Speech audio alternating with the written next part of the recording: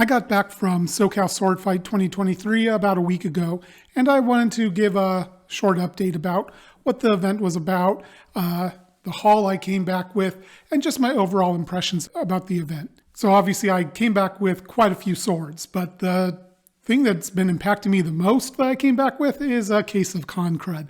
So if you hear my voice cracking or anything like that, I apologize. I'm mostly over it, but my voice seems to be the last thing to recover. So the first thing I want to talk about is how much the event has grown. I went to SoCal Swordfight in 2022, and it was held in a pretty small hotel that was frankly overcrowded by the event. And this time it was held at the Orange County Fairgrounds in Costa Mesa in one giant hangar. And it was so many more people at this event. It was packed with people, but the hangar was big enough easily to hold everybody. It's just amazing how much bigger, I would say at least double the number of attendees, which is quite a lot of growth in 1 year. The fairgrounds were a good choice for the event, although we are having a rather cold winter here in California. Cold for us, not for most of the people in the country, but it was certainly a lot colder than expected, and at least the spot where the vendors were set up was pretty much a wind tunnel, and man, was it chilly there. The flooring there is also hard cement and a little slippery, which I don't think is the best, both for the cutting tournaments or especially for the HEMA tournaments. It would be nice to see them get some kind of mats or something to put down. The other thing about the venue was that there was pretty much no seating. The only seating was some very basic bleachers set up, and in one corner there was a little cafe that had a few tables and chairs.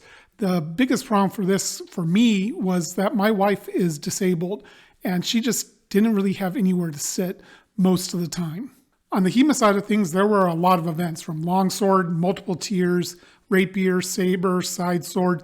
There was even a really cool mixed weapons relay tournament that I thought was really cool. Where I spent most of my time, though, was at the cutting tournaments and at the vendor hall, because I'm a collector and a backyard cutter, so that's where my interest is greatest. And at the vendor hall, there were two booths in particular that I spent a lot of time at, Albion and Sterling Armory. I gotta say, first off, Albion had a wildly successful con. They sold something like 10 swords in the first hour that I saw, and a lot of their swords sold. That was by far the best selling event I've seen in person. And as always, Albion's rep, Mike Sigmund, is an absolute joy to talk to. He's a great big teddy bear of a guy, and just a lot of fun and very welcoming, and will answer pretty much any question about Albion. In case you're wondering, they are currently working on August 2021 orders. And at the Sterling Armory booth, they had all three members of Sterling Armory there: Chris Fields, Colton Mogg, and Joshua von Warbear. I really enjoy talking to all three of these guys. They are really fun, lively people, and just, they're collectors of swords. They make swords. They're just a lot of fun to talk to, and they make great stuff. I bought a sword from Chris again. I wasn't really expecting to, but we'll get to that in a little bit. I gotta give a special shout out to Warbear. Just a great guy, a lot of fun to talk to, and there is one sword of his that he's made that would already be in my collection if it was a sharp. I believe he's going to be sharpening it and doing some reprofiling, and if so, that thing is coming home with me. So let's start with the haul of swords I brought home. First up is this enormous and drop-dead gorgeous Albion Next Generation Maximilian. This is not my sword. This was bought by my friend Matthew Cross. He sent me the money. I bought it for him. He's going to allow me to do a video about it. It's not going to be a full review. It'll be more of an informal impressions video. And then after that, I'm going to be sending it over to him. This sword is an absolute eye-catcher, not just for its size. The hilt is gorgeous. The blackening they put on it is a little bit more like a grain. It's not quite as dark as some blackening, and it's got a little lighter spots in it. Combined with the orange notes in the grip, I think this thing just looks phenomenal. I will say, though, the extreme size makes me a little bit worried about potentially trying to do any cutting with it, which Matthew has generously offered to let me cut with it. I'm just not sure I want to handle and try to cut with such a big sword. Moving on from that, this is another loaner that I'm going to be doing a video on. This is a dagger by Colton Mogg of Sterling Armory. He also has Copperthorn Customs, but it was bought by my friend Danny, and he handed it to me and said, here's your next dagger review. So I'm going to review it and then send it off to him. Now, it's important to note this is a blunt dagger, although the point is extremely pointy, so it is certainly a thruster. So I won't be doing any cutting with it. I don't know that I'll be doing any thrusting with it because, I mean, you can tell just from the profile, it's going to thrust and penetrate very, very well. The next sword to talk about is this Albion Museum line Brescia Spadona. This is mine. I bought it, and I wasn't expecting to buy this, so there's a little bit of story here. I had originally commissioned a sword from Eric McHugh of Crown Forge to make me kind of like a crown jewel of my collection. If you're not familiar, Eric McHugh is the vice president of R&D at Albion, but he had to close his shop due to some personal reasons. So along with that, I had also reserved a spot with Brian Kunz of DBK for a scabbard for that sword. Now I have a DBK scabbard commission slot coming up in about a year, year and a half, but I didn't have a sword for it. So I was like, okay, what do I do? I sent Mike Sigmund a message asking him if he was going to have any of several different swords at SoCal Swordfight, and he said he'd see what he could do. Well, those 4 swords I messaged were the Munich, the Brescia Spadona, the Cluny, and the Ljubljana. I think that's how to pronounce it. Well, imagine my surprise when I got to SoCal Swordfight and Mike brought one of each of those. Talk about a hard decision to make. I wanted to buy a really outstanding sword to fit the scabbard that's going to be outstanding, and I wasn't really sure which one to get. What's kind of interesting is leading up to SoCal Swordfight, the Brescia Spadona was probably the least one on my list. I would have definitely bought it, but it was like, I think I want the Cluny more, or I think I want the Munich, or the Ljubljana.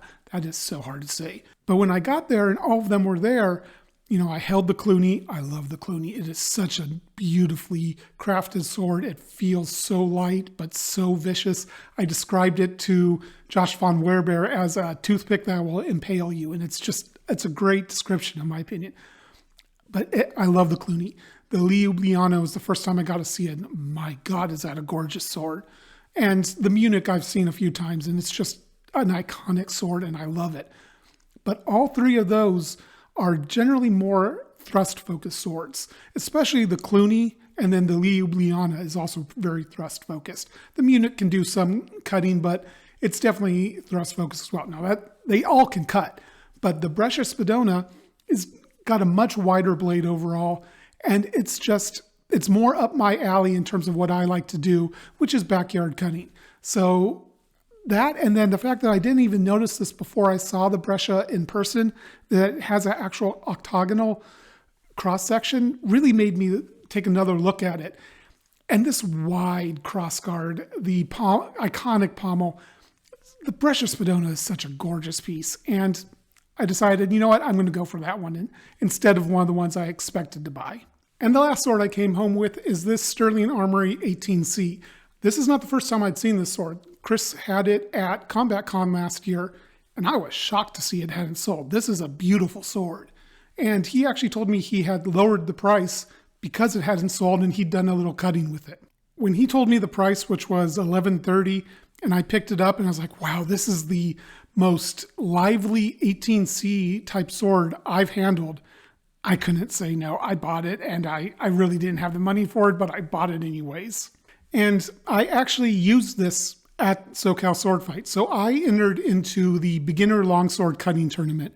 I had originally brought my Atrim 16A.5 to cut in there, but I decided to use this instead because I'm a little more comfortable with the overall weight of this piece compared to the 16A.5, which is a really powerful sword. This one's a little bit more in my wheelhouse for the overall handling. So how did I do in the longsword cutting? Well, first off, I want to give some major props to John Knock, who gave me a lot of tips and just tried to help calm me down and was just a real helpful person, and I really enjoyed spending some time with him. So thank you, John, for your tips and advice. Round one of beginner longsword was 2 phases. There was a hanging paper cut where you did 3 descending cuts from the right and then 3 descending cuts from the left. I think you could actually do those in any order, but that's the order I did them in. The interesting thing about paper cutting is that it's a long cut. You want to maintain a straight line through the entire sheet of paper, which I think is around 2 feet long. And you don't want any scooping or anything like that. So you want just one very even cut without any resistance in the paper. It doesn't provide any resistance. And you don't even necessarily need a sharp sword. The advanced cutters had to cut paper with a feather. So it's a very odd, kind of artificial technique, but it's designed to show that your edge alignment is on point. So I think overall I did pretty good on the cutting paper. I had 3 good cuts on my descending from the right. One of my descending from the left, I was out of measure a little bit and just cut with the tip. That's why I didn't get a full clean cut. I got one more good one after that. And then my very last one, I ended up twisting my wrists a little bit and just tore through the paper rather than cutting.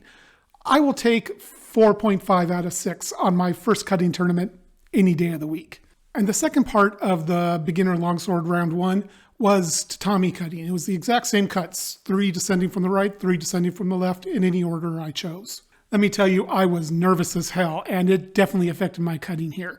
First off, I have this kind of weird tendency on my first few cuts, no matter what I'm doing, when I go out to the backyard and cut, almost anything I do, my first few cuts, I don't commit to them, and I don't really use proper technique.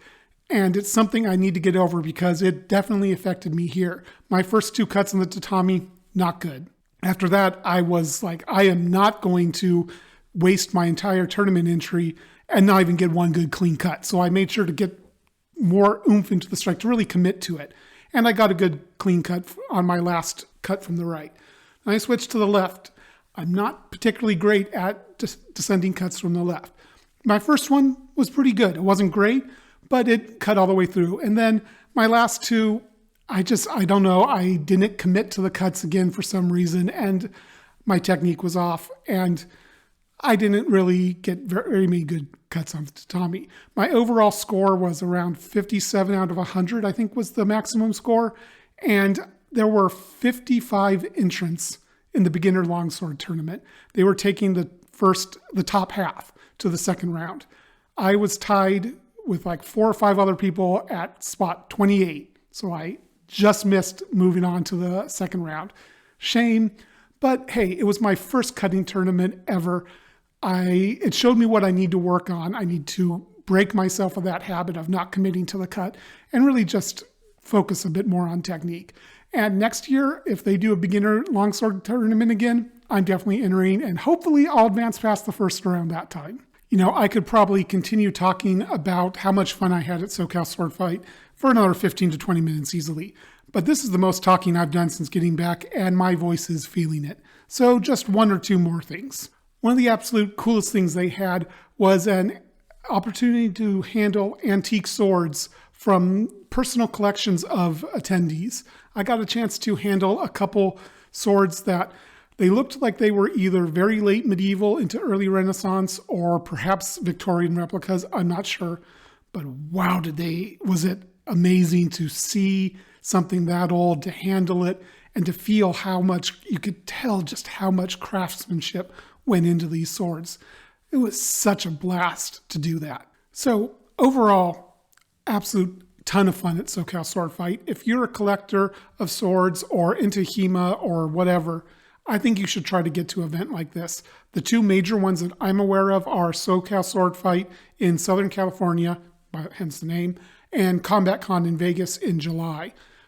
Highly recommend you check out one of them. I go to both of those each year, and if you want to meet me, I will probably be at each one that you could attend. Once again, thank you to my sword friends for allowing me to borrow your blades and do reviews on them. Matthew and Danny, thank you.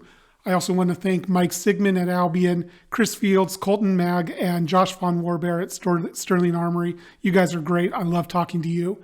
Also, I met a few other people in the sword community, another Kyle, Todd, John Knock. Once again, thank you so much. It was a lot of fun talking to you, and I really appreciate your encouragement and tips. But I need to stop now. My voice is just completely giving out. So until next video, Alien Toot out.